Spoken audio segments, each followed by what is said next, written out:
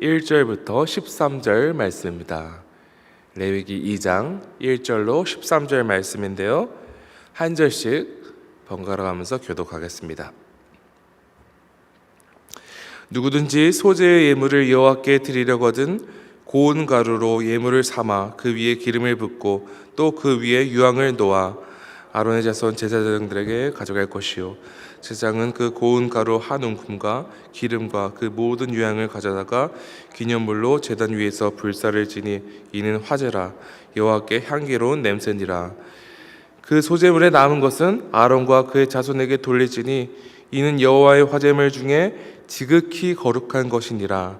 네가 화덕에 구운 것으로 소제의 예물을 드리려거든 고운 가루에 기름을 섞어 만든 무교병이나 기름을 바른 무교정병을 드릴 것이요, 철판에 붙인 것으로 소재의 예물을 드리려거든 고운 가루에 누룩을 넣지 말고 기름을 섞어 조각으로 나누고 그 위에 기름을 부을지니 이는 소재니라. 네가 냄비의 것으로 소재를 드리려거든 고운 가루와 기름을 섞어 만들지니라.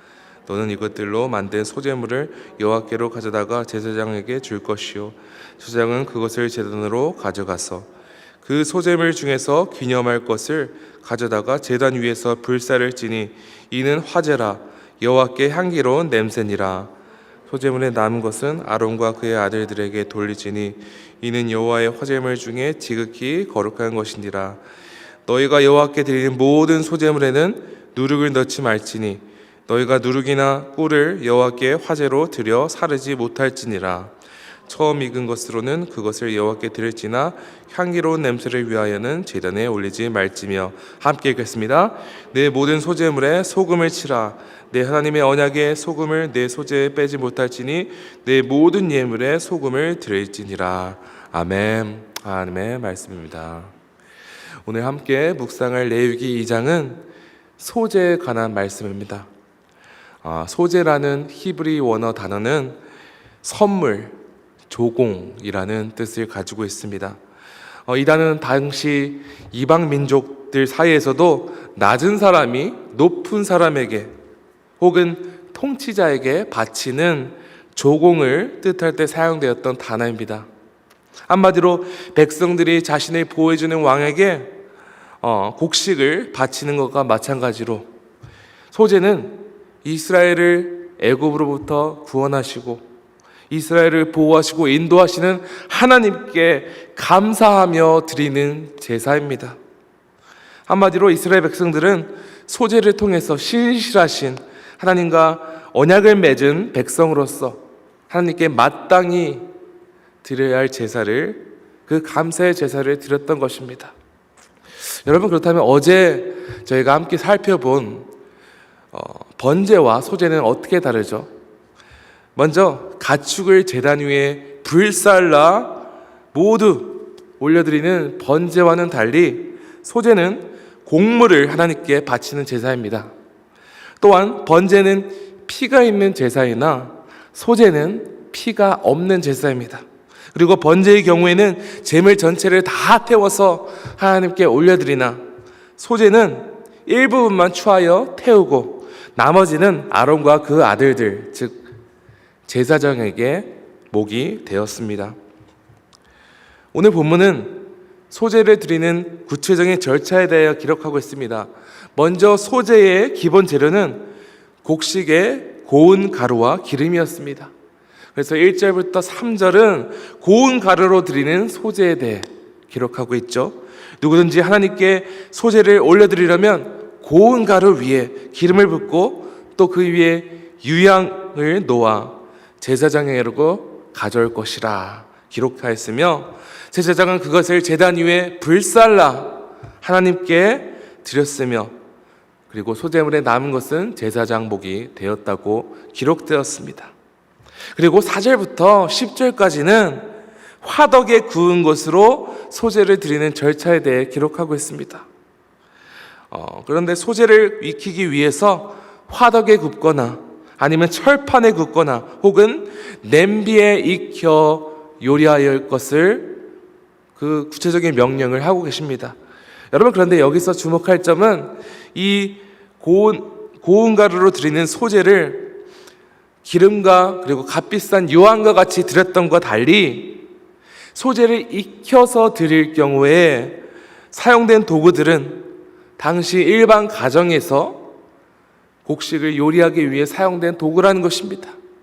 철판과 냄비와 화덕, 일반적인 그런 가정 요리 도구라는 것이죠. 한마디로 하나님께서는 이스라엘 백성들의 경제적인 형편을 헤아리셔서 다양한 방법으로 감사의 예배, 그 소재를 올려드리게 하셨다는 것입니다. 이를 통하여 우리가 얻는 영적 교훈은 하나님께서는 우리가 더 많은 것을 소유하여서 더 많은 재물로 더 많은 물질로 하나님을 섬길 때만 기뻐하신다는 것이 아니라 우리가 소유하고 있는 최선을 온 마음과 정성을 다해 드릴 때 하나님께서 그 우리의 마음의 자세를 더 기쁘게 받으신다는 것입니다. 예수님께서도 재산이 많은 부자가 자신의 재산 중 일부를 드리는 것보다 가난한 중에 자기의 모든 소유를 전부를 헌금한 한 과부를 칭찬한 사례가 있습니다. 하나님께서는 우리가 얼마나 더 많이, 얼마나 더 대단한 것을 드리냐, 또 얼마나 더 많은 시간을 드리냐, 이것보다 우리의 상황 속에서 온 마음과 정성을 다해 하나님께 감사의 예배를 드리는가, 이 예배를 기뻐하신다는 것입니다. 그런데 오늘 본문에는 하나님께 소제를 드릴 때 소제물에 넣지 말아야 할 것과 모든 소제물에 반드시 포함되어야 하는 재료를 기록하고 있습니다. 먼저 11절을 함께 봉독해 볼까요? 시작. 너희가 여호와께 드리는 모든 소제물에는 누룩을 넣지 말지니 너희가 누룩이나 꿀을 여호와께 화제로 드려 사르지 못할지니라. 하나님께서 이 소제물에 누룩과 꿀을 금하는 그 이유에 대해 두 가지 해석이 있습니다. 첫 번째 해석은 누룩이나 꿀 둘 다 이 곡물을 발효시키고 부풀리는 기능을 가지고 있었습니다. 즉 누룩과 꿀은 변질과 부패를 의미했기 때문에 소제물에 섞지 말 것을 명령하셨습니다. 그리고 두 번째 해석으로는 이 누룩과 꿀 둘 다 당시 이방 민족들이 자신들의 거짓 신을 섬길 때 올려드리는 그런 재료들이었다고 합니다. 그런데 여러분 오해하지 말 것은 하나님께서는 이 재료들 자체를 금하신 것이 아닙니다. 혹은 이 두 재료를 부정하게 여기신 것도 아닙니다. 왜냐하면 오늘 12절 말씀을 보시면 이 두 식재료 모두 첫 열매를 하나님께 드릴 때 사용되었다 기록되었습니다. 단 12절에 뭐라고 기록되었습니까? 향기로운 냄새를 위하여 제단에 올리지 말지며. 한마디로 하나님께 이 소제를 올려드릴 때는 하나님께 기뻐하시는 그 제물을 올려드리기 위해서는 꿀과 누룩을 섞지 말라는 것입니다. 그 결정적인 이유는 감사의 의미로 하나님께 순수한 우리의 마음을 올려드릴 때 원래 상태로부터 변질되고 부패하게 하는 것을 함께 섞지 말라 하는 것이었습니다.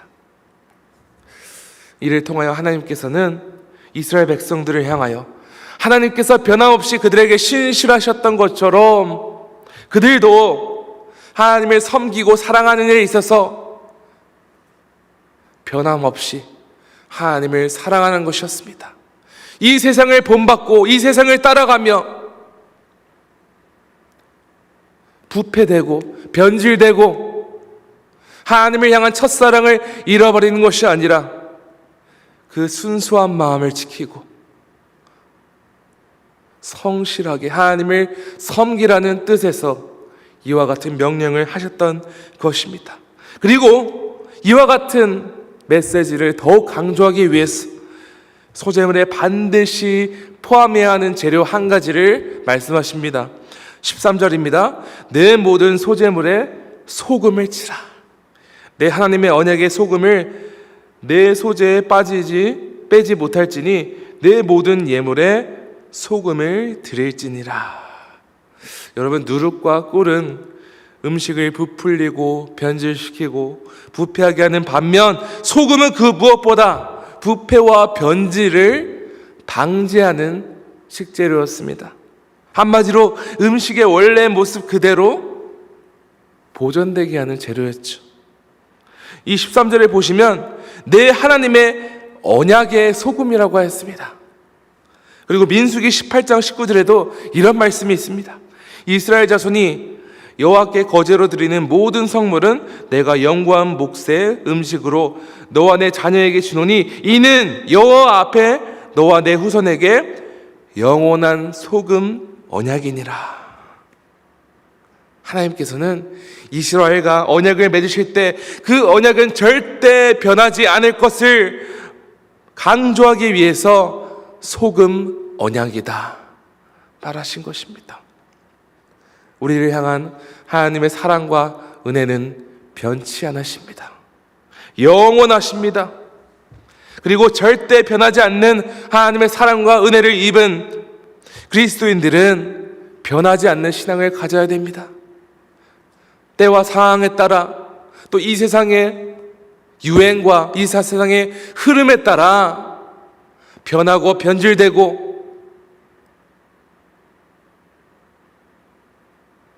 요동치는 것이 아니라 하나님께서는 우리가 일시적으로 하나님을 열심히 섬기고 일시적으로 뜨겁게 주께 헌신하는 것보다 꾸준히 성실하게 하나님을 사랑하고 매일 매순간 하나님의 뜻에 순종하며 묵묵히 제자의 길을 걷는 예배자를 찾습니다. 저는 간혹 이런 그리스도인들을 목격하게 됩니다. 정말 뜨겁게 예수 그리스도를 만나서 제가 하나님 주를 위해 무엇을 하면 됩니까? 주님의 나라를 위해 무엇을 하면 됩니까? 그런데 하나님께서 막상 우리에게 원하시는 것은 대단한 것이 아닙니다. 하나님께서는 오늘 우리에게 매일 꾸준히 변치 않는 마음으로 하나님을 사랑하고 매일 우리에게 주시는 말씀에 순종하는 것, 그렇게 묵묵히 걷는 제자 한 명을 찾는다는 것입니다.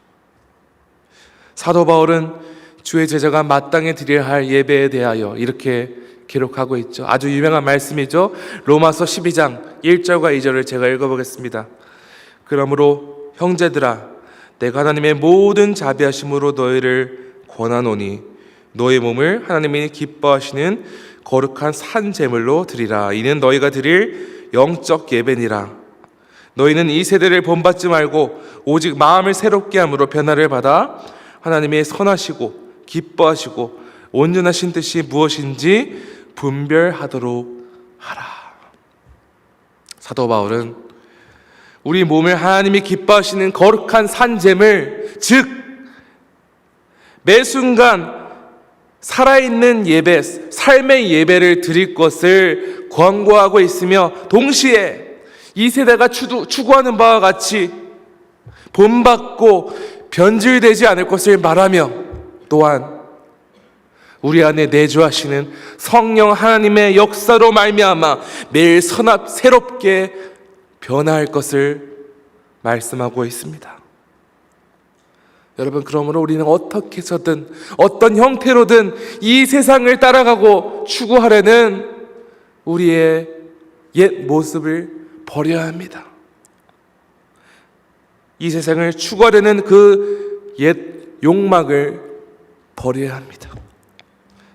우리는 세상을 담고 따라가는 대신에 하나님께서 본래 인간을 창조하신 거룩하고 순결한 그 모습을 회복해야 합니다. 또한 세상의 소금이 될 것을 명령하신 예수님 말씀대로 거룩하고 순결한 모습으로 이 세상에 선한 그리스도의 영향력, 그리스도의 향기를 뿜어내야 되는 존재인 줄 믿으시기 바랍니다. 이와 같이 삶 속에서 하나님께 살아있는 예배를 드리는 것이야말로 하나님께서 받으시는 향기로운 냄새며 하나님께서 향기로운 냄새로 기쁘게 받으시는 참된 소재의 뜻이며 또한 오늘날 하나님께서 기쁘게 받으시는 진정한 예배입니다. 사랑하는 지구촌 성도 여러분, 오늘 여러분의 삶 속에서 온 마음과 정성을 다해 하나님을 사랑하며 하나님의 뜻에 따라 거룩하고 순결한 예배자로서 살아가고 계십니까?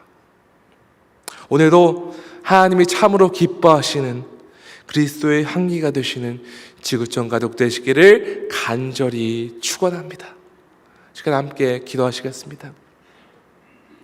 하나님 아버지, 감사합니다. 주님, 오늘 레위기 2장 말씀을 통해서 그 하나님께 소제를 드리라 하는 말씀과 같이 주님, 우리가 이 세대 속에서 변질되며 부패되는 이 세상을 따라가는 것이 아니라 오직 소금과 같이 변하지 않는 하나님의 언약같이 신실하게 하나님을 섬기며 거룩하고 순결한 모습으로 하나님 앞에 삶의 예배자로 나아가는 우리 모두 되게 하여 주시옵소서. 주님의 명령처럼 이 세상에 대하여 소금과 빛과 같은 존재가 되어서 주님, 주의 뜻대로 이 세상을 회복시키며 또한 우리 영혼이 하나님이 기뻐하시는 삶의 예배가 되게 하여 주시옵소서.